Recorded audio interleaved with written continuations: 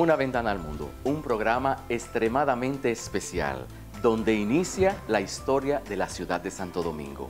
Hoy, Ricardo Sánchez Columna nos cuenta cómo nace la ciudad de Santo Domingo, pero solo aquí, en Una ventana al mundo.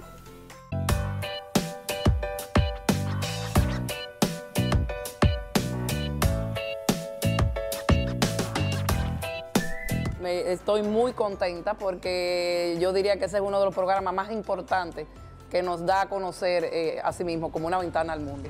Mira, esta entrevista ha sido la mejor que me han hecho en mi vida.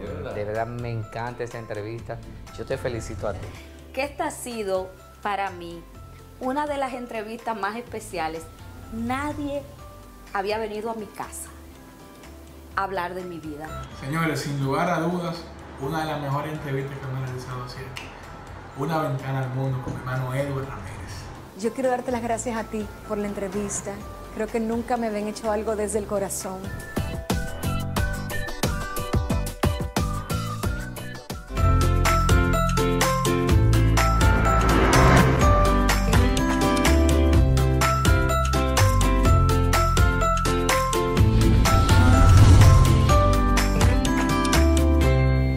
Una ventana al mundo desde donde inicia lo que es la República Dominicana realmente. Específicamente, hoy, Pate Palo nos abre las ventanas de este que es un especial de arquitectura específicamente.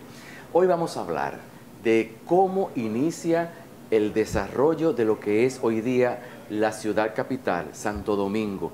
Pero ¿por qué Santo Domingo? ¿Y por qué de Guzmán? ¿Y por qué tanta historia alrededor de estas murallas que nos envuelven hoy en lo que es la zona colonial? Para hablar de todo eso, tenemos con nosotros en compañía a Ricardo. Ricardo, que viene, vamos a decir que su vida le trajo una columna y él decidió ser arquitecto. ¿Cómo tú estás, Ricardo? Gracias, muy bien, gracias, estoy muy bien y un placer haber sido invitado a este programa. Me llena de mucho orgullo de personas que tengan la inquietud de manifestar lo que fueron la génesis de nuestra ciudad de Santo Domingo, tan querida por todos nosotros. Ricardo Sánchez Columna, dime una cosa, ¿cómo y en qué momento Ricardo decide ser arquitecto?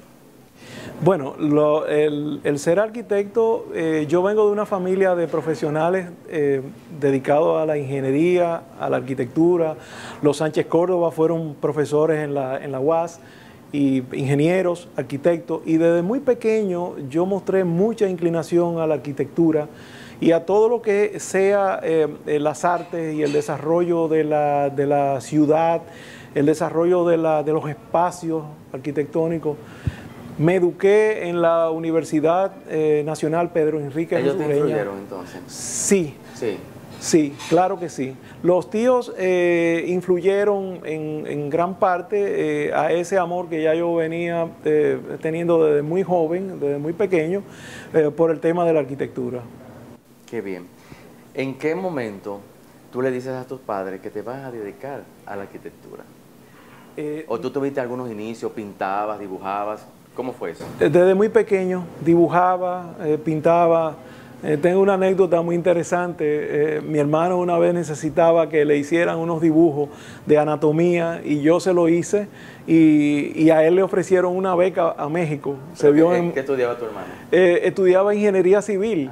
Pero fue en el colegio que a él le tocó hacer unos dibujos de anatomía y alguien lo vio, le gustó mucho y le ofrecieron hasta una beca para ir a estudiar dibujo a México.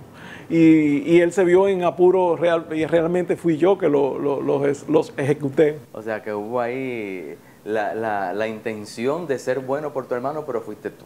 Pero fui yo, claro. Una cosa, Ricardo, en el momento que tú decides estudiar arquitectura, ya sabemos que fuiste influenciado, vamos a decirlo de esa manera, por la familia, por tus tíos, por tradición, claro. ¿Verdad?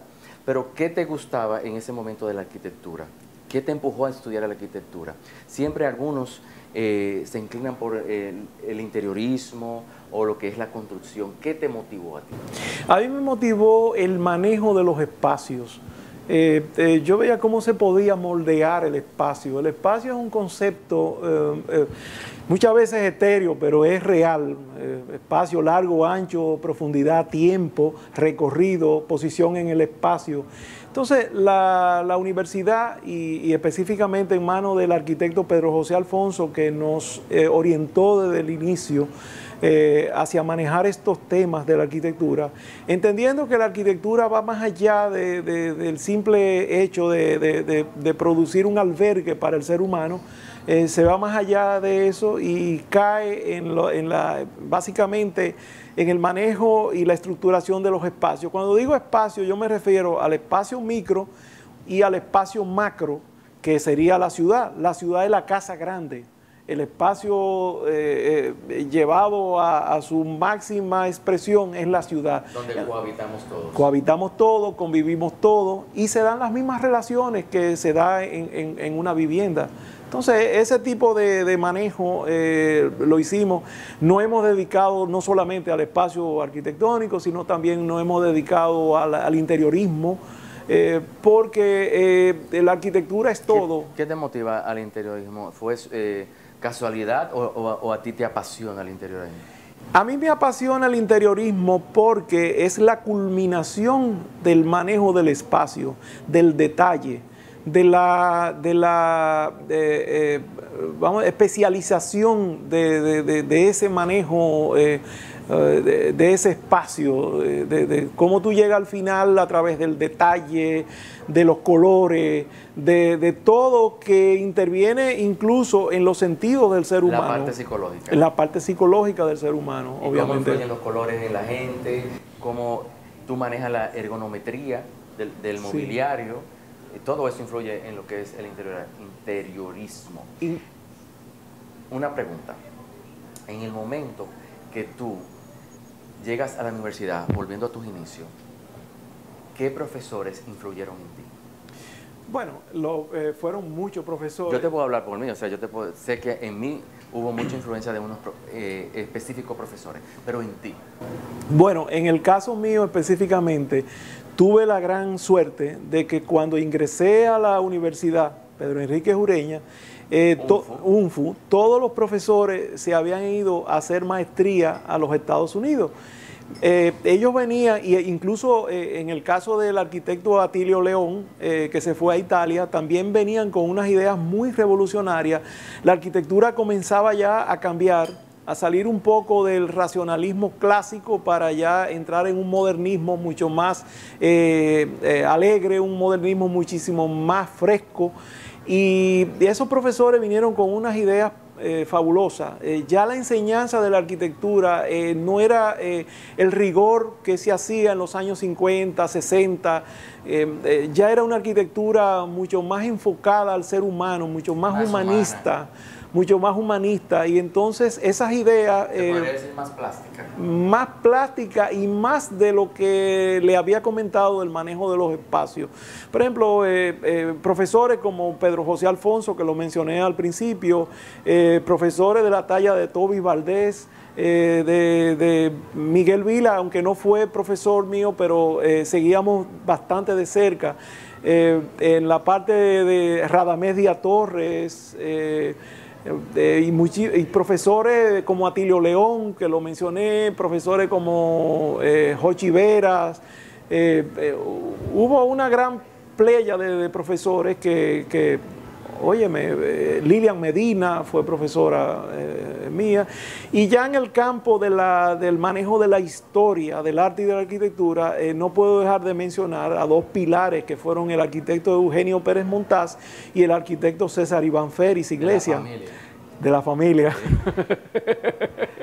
Que obviamente son profesores que manejan estos temas con una profesionalidad tremenda y una maestría tremenda. Sus clases eran básicamente templos de conocimiento y cátedras reales.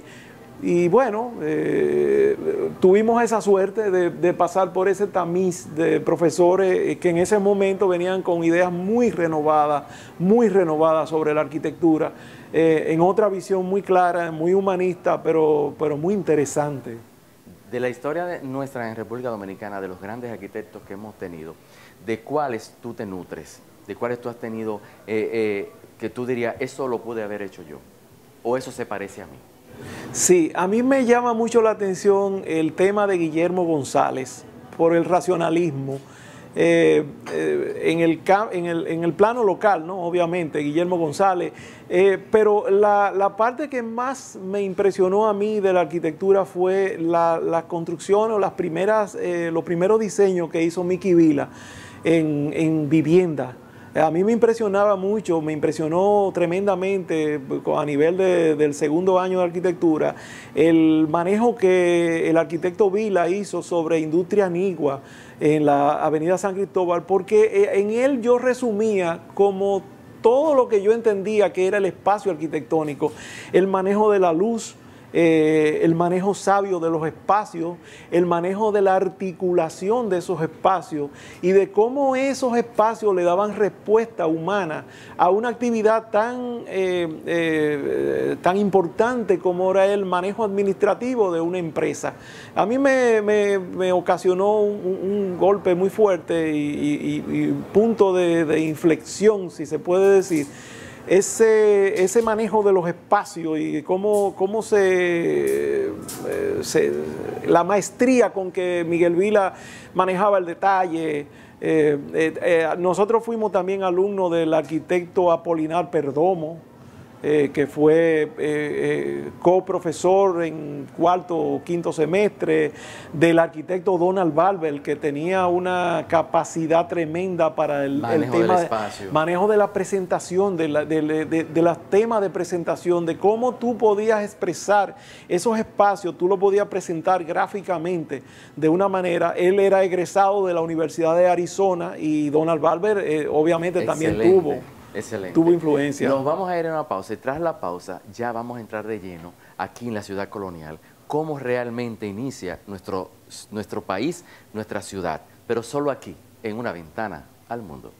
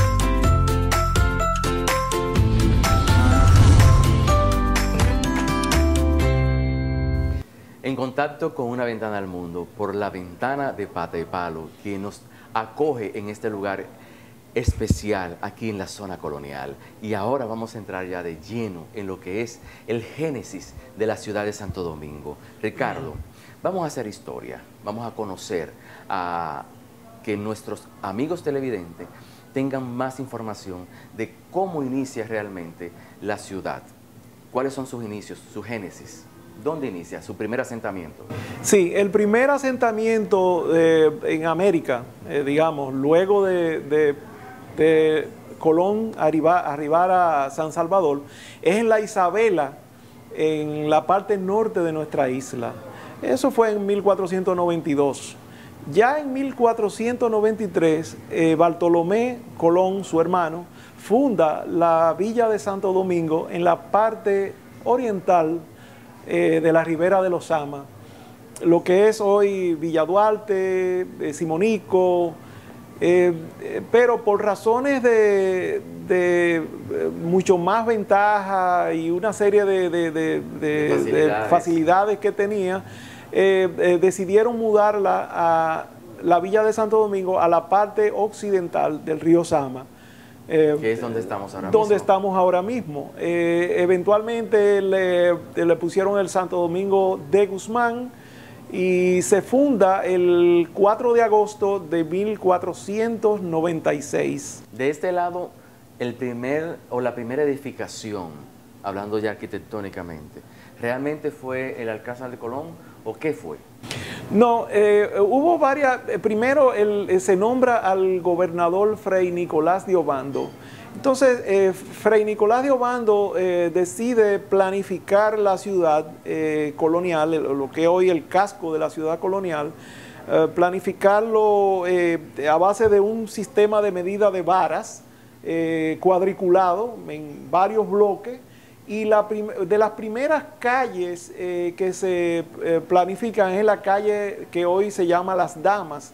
¿Por qué se llama Las Damas? Bueno, porque Las Damas, porque la corte de María de Toledo, que era la esposa de Diego Colón, el primer virrey que se nombra en la colonia, se paseaban por esas calles. En esa calle se originaron las primeras viviendas de importancia. El paseo de las damas, o la calle de las damas, era porque en ese momento lo único que existía de distracción era caminar en esa calle. Caminar en esa calle. Se originan importantes construcciones como fue el Alcázar, donde vivía don Diego Colón, virrey de la corona, junto con su esposa María de Toledo y la corte, por eso se llamó la calle Las Damas. En esa calle se hicieron varias construcciones importantes de acaudalados hombres de recursos económicos, como era la Casa de los Dávila, que está al lado de la Capilla de los Remedios. Pero los Dávila era una de las más importantes familias. Sí. ¿Cierto? Y también se edificaron viviendas de la importancia de don Rodrigo de Bastidas, que fue más al sur. La iglesia de los jesuitas, que se hizo frente a la misma casa de Obando, que era el hostal, lo que hoy es el hostal Nicolás de Obando. Exacto. Esa casa se hizo y también varias viviendas en esa calle, también en otras calles de la misma zona colonial, como fue la casa de Francisco del Tostado, que fue lo que hoy es Padre Villini con Arzobispo Meriño, y el Colegio de Gorjón, que fue una de las primeras universidades donde queda hoy el Centro Cultural de España. Obviamente muchos de estos personajes se mudaron con mucha antelación a Cuba, persiguiendo detrás del negocio de la caña de azúcar. Un paréntesis, ¿la Plaza de España en ese momento existía realmente? Bueno, ¿O se creó luego? Existía como terreno abierto, porque era un gran espacio muy europeo, digamos así, porque habían varias viviendas frente al Alcázar, y el Alcázar conformaban ese espacio llamado plaza. Incluso lo que hoy es el Museo de la Casa Real, que no era otra cosa que el Palacio de las Capitanías Generales y la Real Audiencia de Indias, era porque se creó el virreinato de la corona española en estas tierras de América para dar servicio no solamente a Santo Domingo, sino a los países que tenían que ver con los asentamientos insulares de la colonia. Y más en América. Estas casas ahora mismo donde nosotros nos encontramos, estos bares, por ejemplo Pate Palo, donde ahora mismo estamos, ¿estas casas existían o se construyeron luego? No, se fueron construyendo en la medida que la ciudad se fue desarrollando. Había la ciudad amurallada, ¿no? Que tenía con varias entradas, la Puerta de San Diego, que queda justamente contigua al Alcázar de Colón. También teníamos la Puerta del Conde, que más adelante diremos por qué se llama Puerta del Conde. No, vamos a decirlo ahora. ¿Por qué se llama Puerta del Conde? Bueno, esa es la pregunta que sigue. Puerta del Conde, la calle del Conde se hizo en honor al conde Meneset y Bracamonte. Se creó la calle en honor a él. No, la calle se creó y se llamó Calle del Clavijo, Calle Real. Durante la ocupación francesa de 1820 y pico, creo que se llamaba la Calle Imperial. Después se llamaba la calle Separación y después es que se le cambia el nombre por Calle del Conde en honor a Bernardino Menezet y Bracamonte, que fue un militar de la colonia que venció a Pen y Venables en el fuerte de San Jerónimo y luchó mucho contra las invasiones de Sir Francis Drake, que tenía el apoyo de la corona inglesa para saquear la ciudad de Santo Domingo, como en efecto lo saqueó, pero en el caso de Pen y Venables, este señor lo venció. Entonces se le puso el nombre de la Puerta del Conde en honor a él. Pero la ciudad amurallada tenía otras puertas, la Puerta de la Misericordia, la salida de lo que hoy es en la Avenida Mella. O sea, la ciudad de Santo Domingo se creó el fuerte de San Gil, que era un bastión militar para la defensa de los buques de piratas y corsarios de la isla. Es decir, hubo que hacer una ciudad amurallada para poder convivir proteger la ciudad. Proteger la ciudad. En ese mismo tono, los primeros edificios altos, ya tenemos la Casa de Colón, son 2 niveles, pero ¿en qué momento empiezan a crecer verticalmente las viviendas? Los inicios. Bueno, la vivienda que se dieron fueron viviendas coloniales, muchas de ellas desaparecieron por efecto del tiempo. Por deterioro. Muchas de las viviendas también sufrieron grandes daños durante el ciclón de San Zenón en 1930. Y ya luego, 1930 y pico, ya comienzan a estructurarse, sobre todo en la calle del Conde, empiezan a estructurarse los primeros edificios altos. Una pregunta, un paréntesis. ¿En qué momento se empiezan a rescatar las viviendas de la época de la colonia? ¿En qué momento, antes de entrar a los otros edificios? Bueno, se le hacían arreglos menores, pero como conciencia de restauración no la había. No había el concepto realmente, ni el interés en ese momento. Ni el interés. De hecho, el Museo de la Casa Real funcionó hasta no hace mucho tiempo, bueno, ya hace un tiempo, era durante el periodo de la época de Balaguer, funcionó como la sede donde sacaban la cédula. Exacto, eso es correcto. Y entonces, pues muchas de las edificaciones coloniales, la Tarazana, que era No me cuente de la Tarazana, la vamos a desarrollar, pero eso es tras la pausa, aquí en Una Ventana al Mundo. Yo tenía tiempo por hacer este programa y estoy muy orgulloso de que Ricardo nos acompañe aquí, en Una Ventana al Mundo.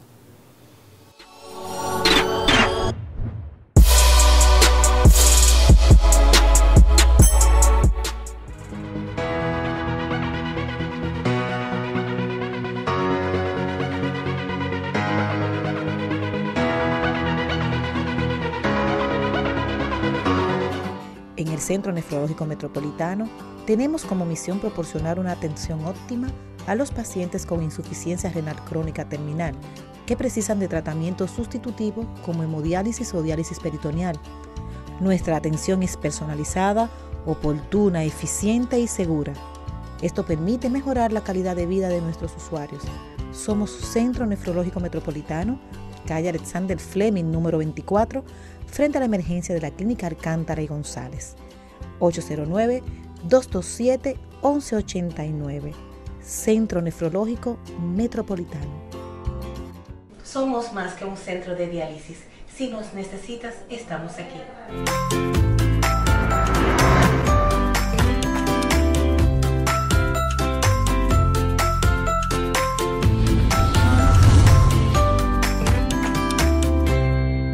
De regreso con Una Ventana al Mundo. Gracias una vez más por su sintonía. Gracias por estar cada domingo pendiente del contenido que nosotros les ofrecemos. Historias reales, historias que inspiran y historias que motivan. Les invitamos también a que nos acompañen en nuestras redes sociales. Visítennos en nuestras redes sociales, Instagram, Facebook y nuestro canal de YouTube.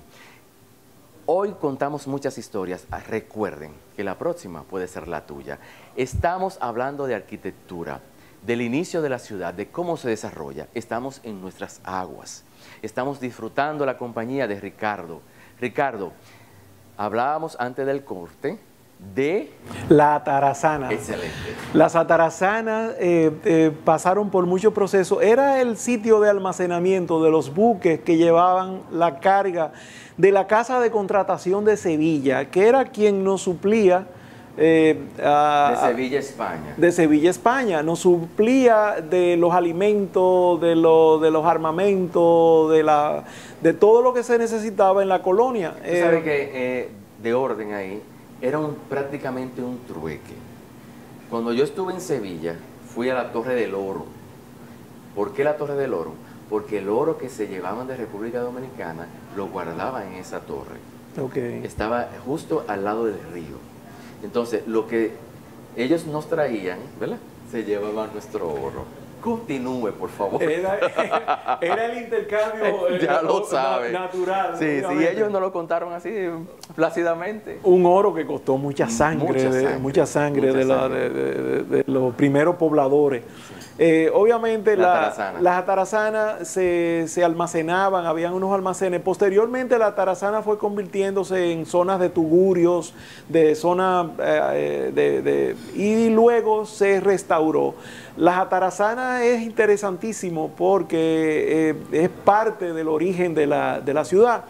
Si nosotros tomamos dirección hacia el sur, ya sea por lo que hoy el arzobispo Meriño o calle de los Plateros, creo que se llamaba así, la calle del comercio era la Isabel la Católica, llegamos a la Catedral Primada de América. La Catedral Primada de América se le concede la bula papal en 1536. Muy cerca de la bula papal que dio origen a la Universidad de Santo Tomás de Aquino, que hoy es la Universidad Autónoma de Santo Domingo. Que es la primera universidad del Nuevo Mundo. Pero la catedral se erige a intención y con el auspicio del obispo Geraldini, que fue quien construyó la catedral con un estilo plateresco, gótico tardío, con algunas ventanas ojivales. Hay una fusión de estilos.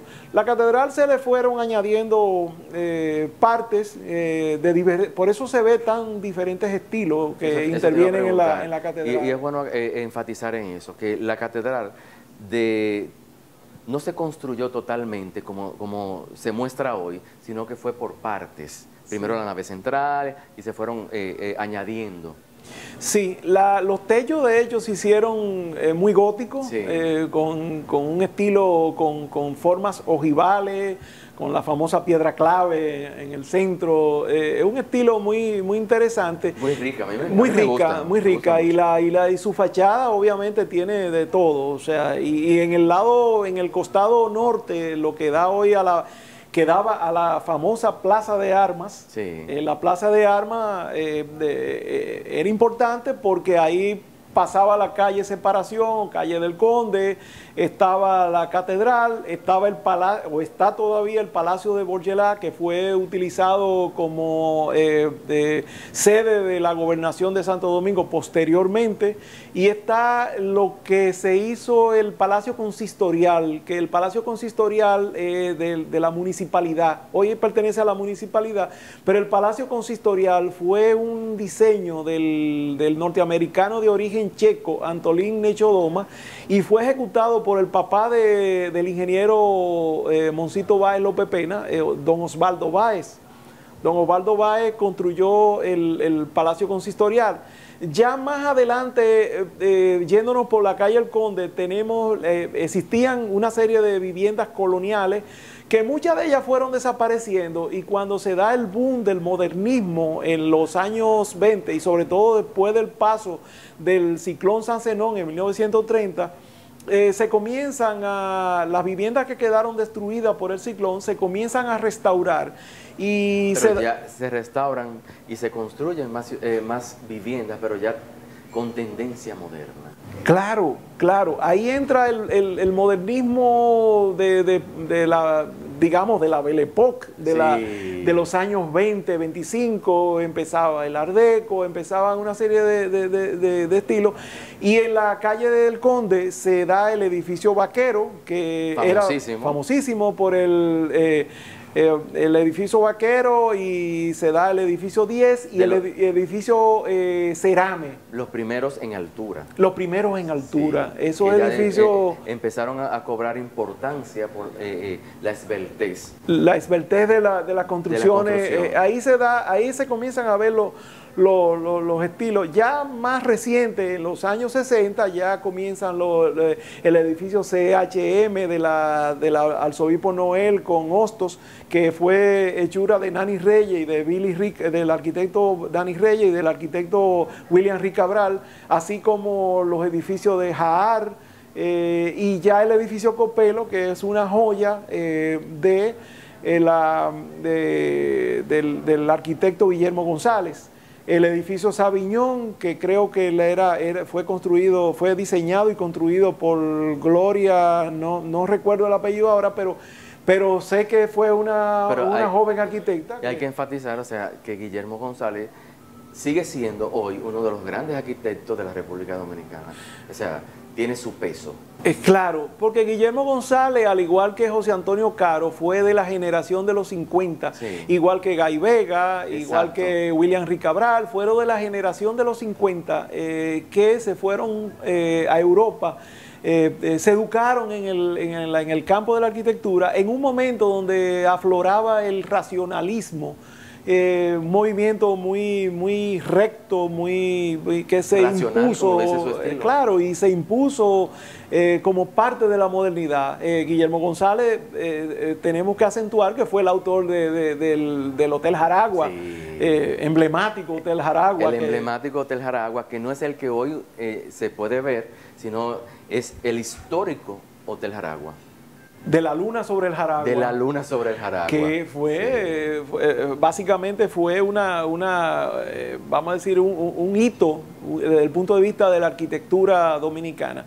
Pero básicamente la ciudad se fue desarrollando con el tiempo, sobre todo el ciclón de 1930 marca la pauta por la destrucción que dejó, obviamente, de un Santo Domingo que se va renovando, ya ya no tiene, por ejemplo, el paseo Presidente Villini, que comenzó siendo un paseo de la ciudad intramuros, se abre la ciudad hacia el malecón. En 1936 Trujillo decide contratar los servicios de Moncito Báez López Pena y rompe el malecón. Todas las casas quintas de la Avenida Independencia se van modificando sus patios, estaban ubicadas de espalda al mar. Con el frente hacia la Independencia. Con el frente hacia la Independencia. Eran casas quintas. Muy al estilo de lo que se ve hoy incluso en Centro Habana, en La Habana, Cuba, que lo único que allá se preservaron esas casas. Mira, aquí sufrieron esas... Vamos a hacer ese símil entre La Habana, Cuba y la República Dominicana, pero tras la pausa aquí en Una Ventana al Mundo. Gracias a Pate Palo, que nos abre las ventanas y las atenciones magníficas. Y a ustedes que están ahí sentados cada domingo esperando una entrega más de Una Ventana al Mundo.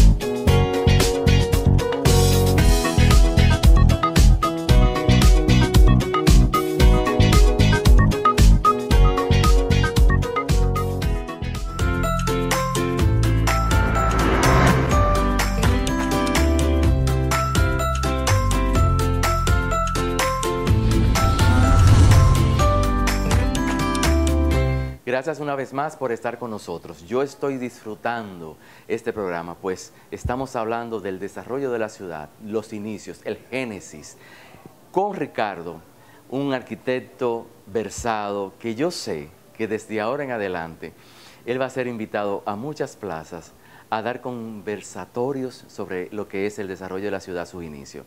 Hablábamos del símil entre nosotros y Cuba. ¿En qué nos parecemos? Bueno, nos parecemos porque hubo colonial y arquitectónicamente. Colonial y arquitectónicamente se dio una gran migración del capital que se asentó en la colonia, se fue al negocio de la caña de azúcar y obviamente la similitud en términos de estilística de las construcciones era similares.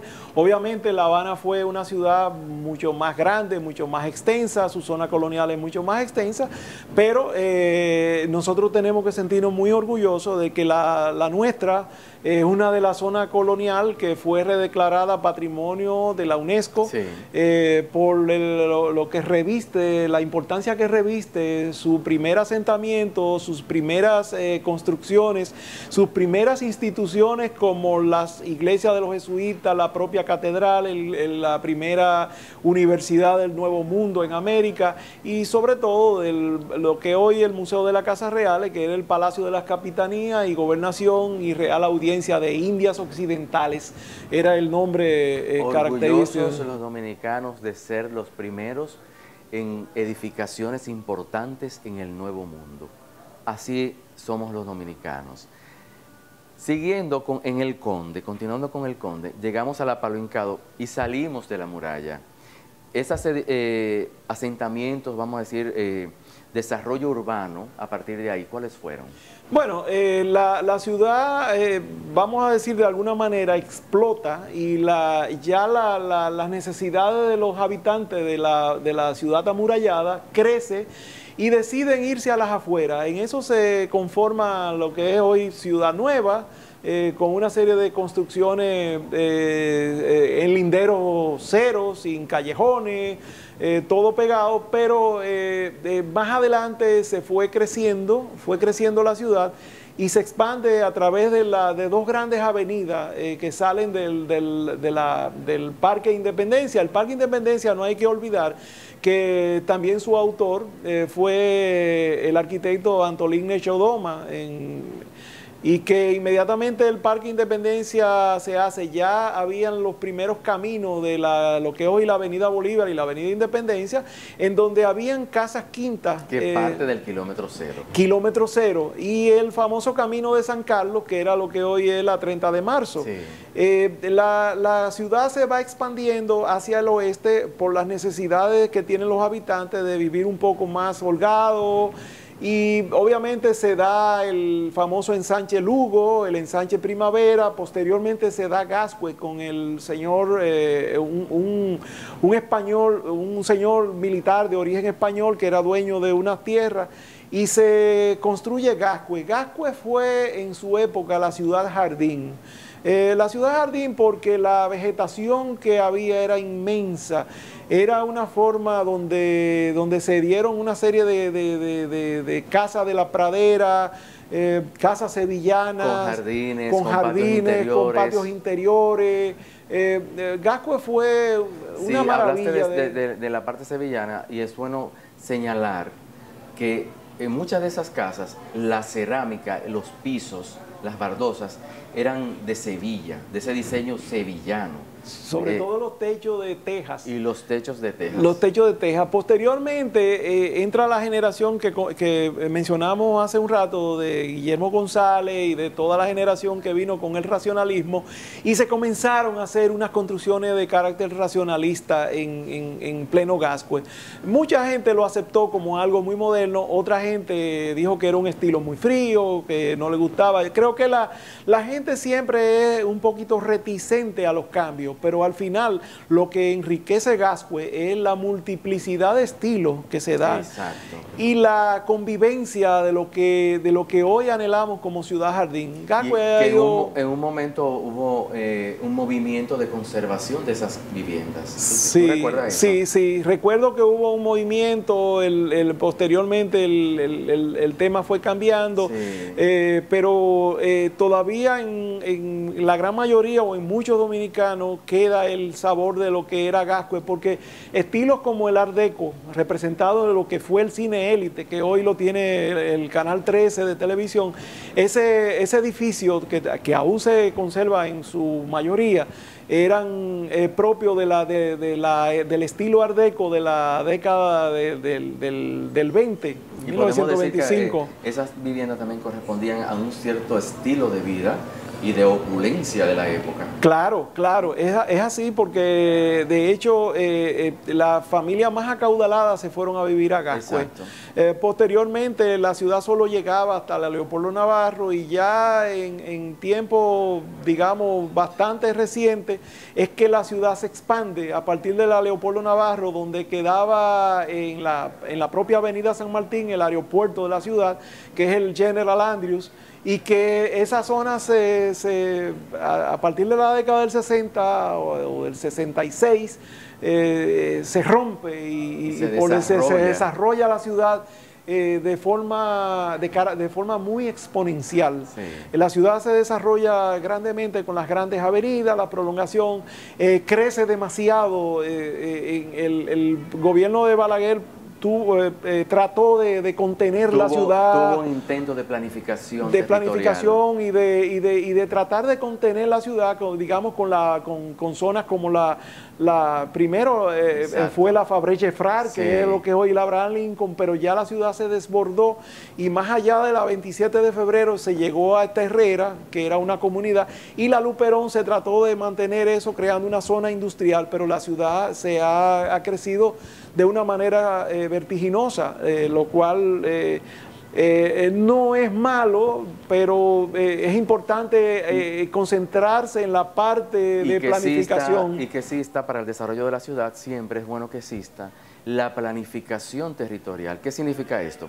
Que cuando se desarrolla una urbanización, esa urbanización debe de contar con los servicios básicos: hospital, supermercado, estación de autobús, estación de gasolina, y todo un engranaje para que la ciudad se vaya desarrollando con criterio, vamos a llamarlo de esa manera. Claro, y sobre todo los servicios, porque los servicios básicos de agua, electricidad, ahora comunicación, data, que ahora se han agregado una serie de cosas de acuerdo a la modernidad que se vive hoy en día.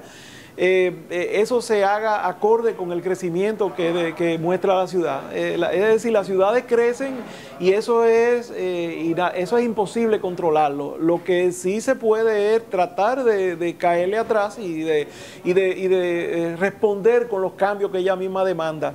Entonces, en ese sentido, pues se puede ir construyendo y manejando una ciudad con carácter más profesional, más vivible para el ser humano, y yo creo que sí, o sea, así se han ido, por ejemplo, la Nacional de Construcción, que produjo una de las urbanizaciones más emblemáticas, que es Naco. Sí, pero eso vamos a hablar tras la pausa, aquí en Una Ventana al Mundo. Y tras la pausa vamos a hablar de cómo se está desarrollando la ciudad verticalmente. Pero eso es solo aquí, en Una Ventana al Mundo.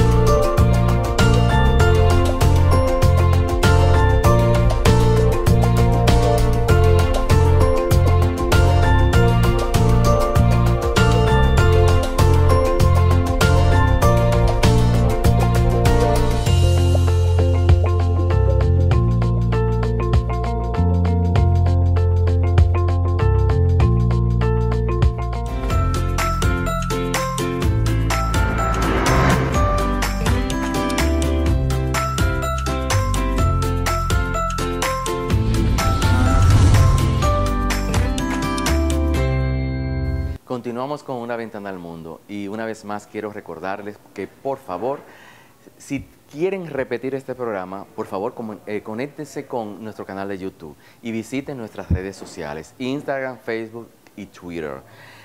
Vamos ya en la postrimería de este programa, ya estamos en el bloque 5, vamos a tratar de resumir todo lo que es el inicio y el desarrollo de la ciudad de Santo Domingo, histórica, como somos los dominicanos, como es su gente, como el que viene a la República Dominicana, lo que persigue es su gente.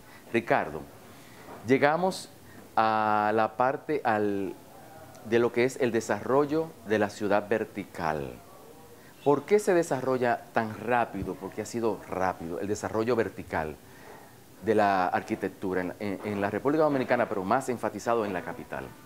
Bueno, se debe a la necesidad de los seres humanos que tienen de convivir, de vivir en sitios más cercanos al centro primero, con unos mayores elementos de seguridad, tratando de racionalizar el espacio de la vivienda, y en realidad se da origen a una arquitectura vertical.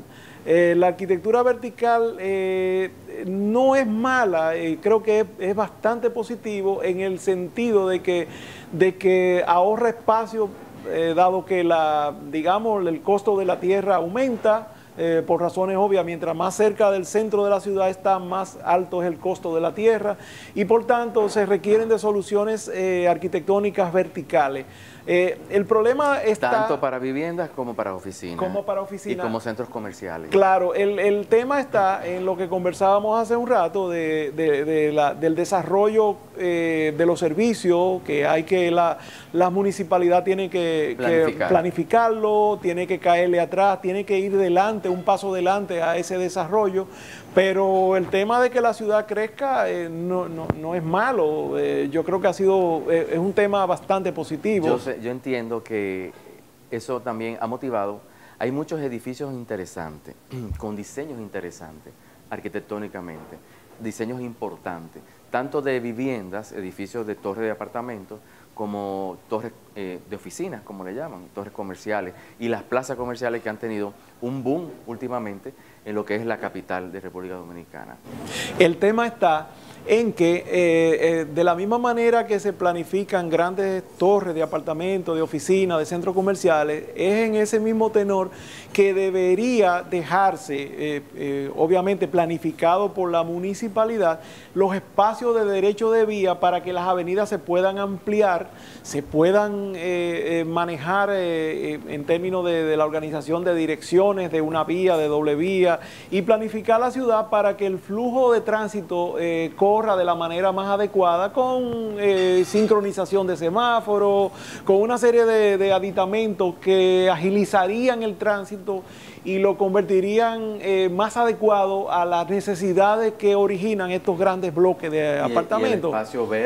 Y el espacio verde, peatonal, es fundamental. Hacer una ciudad más amigable y más vivible. Más vivible, sobre todo ahora que se está hablando de la bicicleta como elemento de transporte. Si nosotros no tenemos una ciudad más verde y no se aumenta más eco-friendly vamos a decir, la ciudad se le da otro carácter, es imposible que tengamos una ciudad vivible, cada vez más desolada, el tránsito más difícil, etcétera. Pero yo creo que las ciudades tienen que crecer, es parte del desarrollo, lo que hay que planificarlo y darle respuesta a ese tipo de situación. Y nada, o sea, la ciudad de Santo Domingo es encantadora en toda hoy día tenemos el polígono central.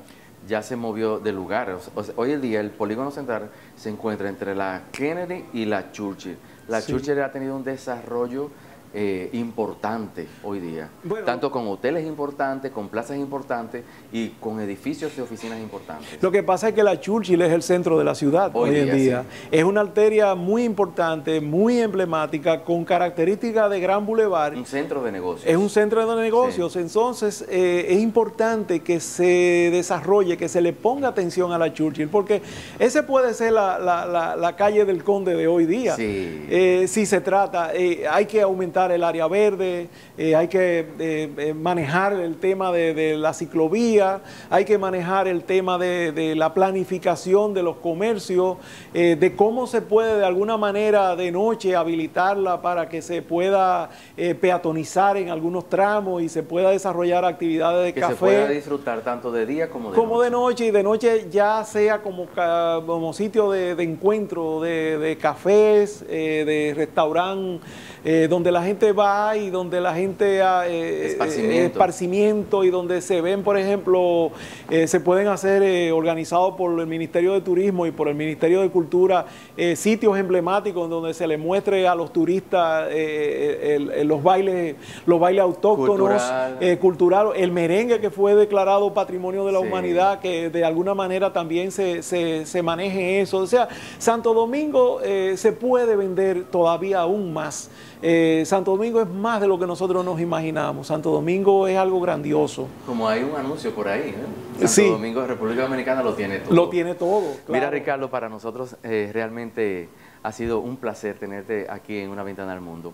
Y no solo el tenerte, sino la información que hoy día le hemos podido entregar a ese público que cada domingo está pendiente de cada entrega de Una Ventana al Mundo. Yo te quiero pedir, como de costumbre en este programa, que a esos jóvenes, a esas personas que tienen el interés de dedicarse a lo que es la arquitectura o cualquier arte en sí, ¿qué tú les aconsejas? Las cámaras son tuyas.